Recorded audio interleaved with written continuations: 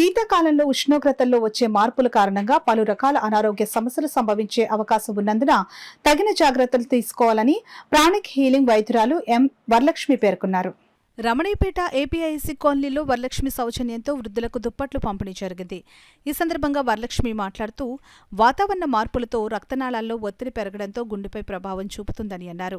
ప్రభుత్వ మహిళా పాలిటెక్నిక్ కళాశాల మాజీ ప్రిన్సిపల్ అరుణరేఖ మాట్లాడుతూ అర్హులైన వారికి చేయూతనిచ్చి ఆదుకోవడమే మానవత్వం అని అన్నారు. మానవ సేవయే మాధవ సేవగా భావించి పేద కుటుంబాలకు చెందిన వృద్ధులను ఆదుకుంటున్న వరలక్ష్మి సేవ తత్పరత అభినందనీయమని అన్నారు. ఈ కార్యక్రమంలో విద్యుత్ శాఖ మాజీ జిల్లా అధికారి అడ్డాల వీరభద్రరావు, న్యాయవాది యనమల రామం, డాక్టర్ అడ్డాల సత్యనారాయణ, అడబాల రత్నప్రసాద్, ఎస్ శ్రీనగేష్, ఉషారాణి తదితరులు పాల్గొన్నారు. దుప్పట్లు పంచిపెడుతున్నారు. వీరు ఇక్కడే కాకుండా చాలా చోట్ల పేదలందరికీ కూడా ఎన్నో సేవా కార్యక్రమాలు చేస్తున్నారు. అలా దీంతోపాటు ప్రాణిక్ హీలింగ్ వైద్యం అని కూడా చేస్తారు.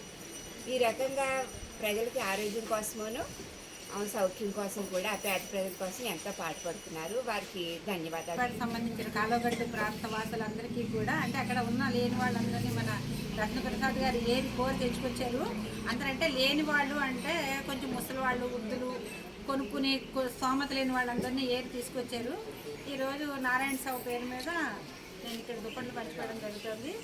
ప్రతి సంవత్సరం పంచిపెడుతూనే ఉన్నాము. అందులో భాగంగా ఈరోజు ఈ ఏరియా వాళ్ళందరికీ ఇవ్వడం జరుగుతుంది. మీరందరూ ఈ దుప్పట్లు కట్టుకుని చలికాలాన్ని బాధ నుంచి తప్పించుకోవడానికి ఈ దుప్పట్లు ఉపయోగపడతాయి. ఎవరికి ఇవ్వకుండా మీరే వాడుకోండి.